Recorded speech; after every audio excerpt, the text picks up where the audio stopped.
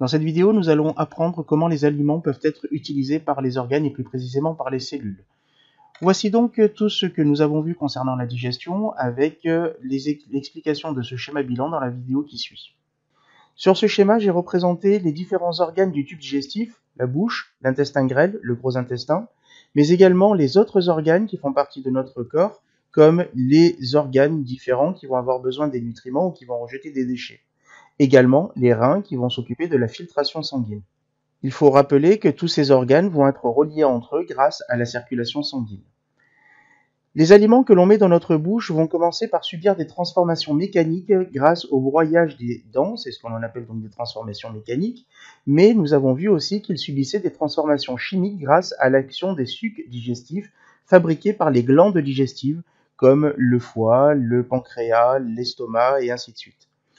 Cela nous permet donc d'obtenir des nutriments qui sont des éléments de petite taille qui vont pouvoir passer dans la circulation sanguine au niveau de l'intestin grêle, c'est ce que l'on appelle l'absorption intestinale des nutriments.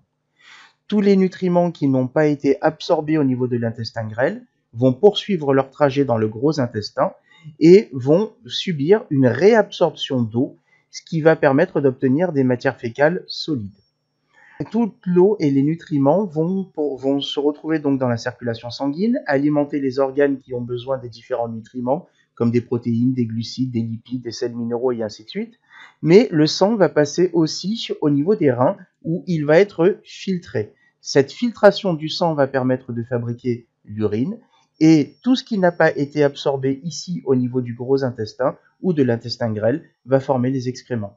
Voici donc sur ce schéma tout ce que vous devez savoir sur la digestion des animaux et le rejet des déchets. Les nutriments qui proviennent de la transformation des aliments sont donc passés dans le sang et vont être acheminés vers les organes par la circulation sanguine. Comment nos organes vont pouvoir utiliser ces nutriments et à quoi vont-ils servir? Bien entendu, à fournir de l'énergie. Cette énergie va permettre le fonctionnement de l'organisme pour assurer toutes les fonctions vitales, battements cardiaques, respiration, fonctionnement du cerveau, etc. etc. Les nutriments vont également servir pour assurer la matière organique, fabriquer de la matière organique pour assurer la croissance de l'organisme, bien entendu, avec ici on le voit une radio avec des os qui ne sont pas encore totalement formés, mais lorsque l'on grandit, on fabrique bien entendu de la matière organique et pour fabriquer cette matière organique, il va nous falloir de la matière première qui sera fournie par les nutriments provenant de notre alimentation. Mais également assurer le renouvellement cellulaire puisque toutes nos cellules dans notre organisme, comme vous le savez depuis le chapitre 1, eh bien, sont renouvelées en permanence grâce aux divisions cellulaires et aux mitoses. Finalement, comment ça se passe pour fabriquer nos propres molécules? Au départ, ce sont des protéines que l'on ingère, par exemple, si on part sur ce nutriment particulier que sont les protéines. Ces protéines sont composées d'un ensemble d'acides aminés avec un enchaînement particulier. Alors, par exemple, ici, des protéines de bœuf lorsqu'on mange un morceau de viande. Eh bien, ces protéines vont subir donc la digestion enzymatique grâce aux protéases qui vont couper ici toutes les liaisons qui vont permettre d'obtenir donc des acides aminés.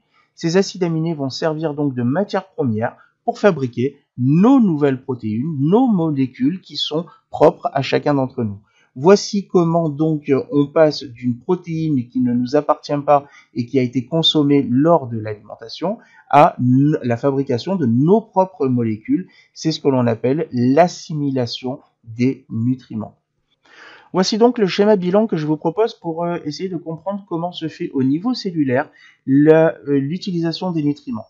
Les nutriments vont pouvoir pénétrer dans la cellule ici et être dégradés. Et la dégradation des nutriments selon une réaction chimique que l'on a vue en 5e et grâce au dioxyde de carbone va permettre de rejeter différents types de déchets comme par exemple du dioxyde de carbone qui sera rejeté de l'organisme au moment de l'expiration, de l'urée ou de l'acide urique qui sera rejeté hors de l'organisme au moment de la fabrication de l'urine, et d'autres types de déchets comme l'eau et d'autres types de déchets.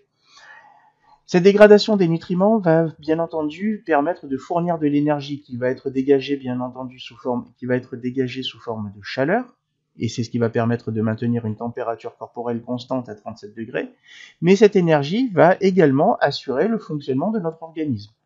Cette énergie va aussi intervenir pour fabriquer nos propres molécules, c'est ce que nous avons vu tout à l'heure concernant l'assimilation, et l'assimilation des molécules ici est sous le contrôle du programme génétique, puisque chacun fabriquera ses propres molécules grâce au code génétique propre à chacun. Cette assimilation donc va permettre de fabriquer des nouvelles molécules qui assureront le renouvellement cellulaire et la construction de l'organisme. Le bilan de ce chapitre est donc le suivant. Les nutriments serviront à fabriquer nos propres molécules dans nos cellules. C'est l'utilisation de ces nutriments par les cellules que l'on appelle l'assimilation des nutriments. Et bien entendu, ces nutriments serviront aussi à produire de l'énergie qui permettra d'assurer le fonctionnement de nos organes avec le renouvellement cellulaire et la croissance.